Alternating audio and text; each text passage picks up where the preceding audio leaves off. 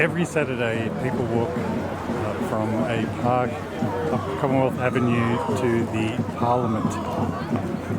Every day, people meet at 10 a.m. at the Governor-General's house in Canberra, and roughly 11:45 midday at Commonwealth Park for a new protest location. People are warming up for big protests at the end of this month, roughly starting the 22nd, which will be a weekday protest, then moving into a big Saturday protest, and then big protests during the week. Not sure what epic events will take place, but this is the Get to Canberra Part 2.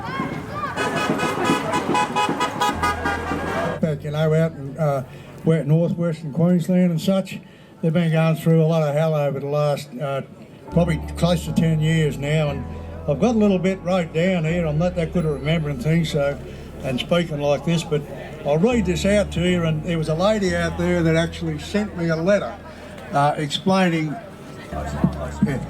what they're doing here, what they're doing, what this government's doing from out west. And good to see you, Sam. I wrote this little piece here so you could understand where she's coming from.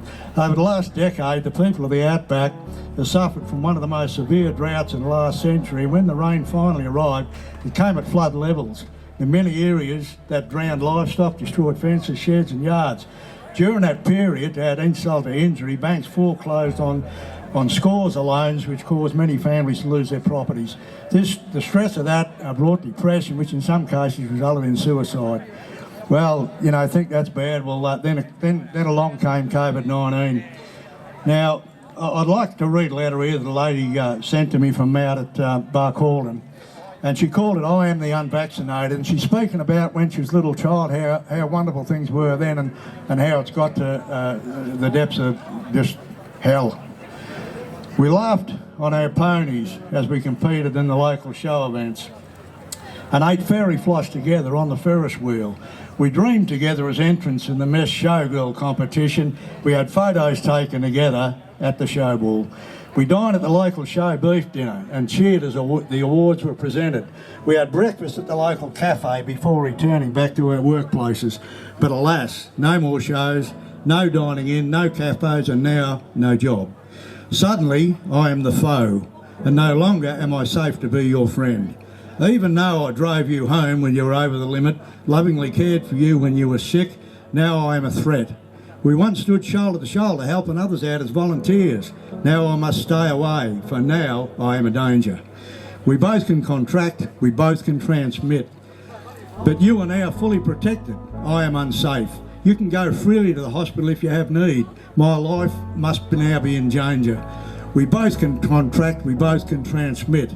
You are accepted, now I am restricted. I am the unvaccinated, you are the jabbed.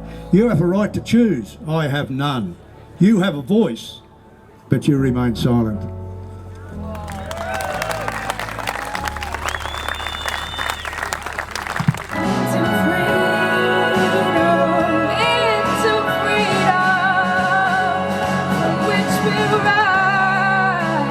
I'm here in Canberra because I want to stand for the disabled people.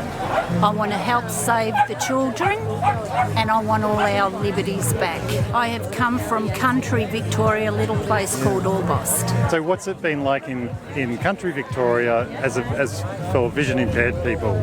Thanks to Daniel Andrews' mandates, it has caused those organisations who provide services to the disabled of any kind, that they now have to be vaccinated, whether you're a volunteer, a worker or a client. They're throwing us under the bus.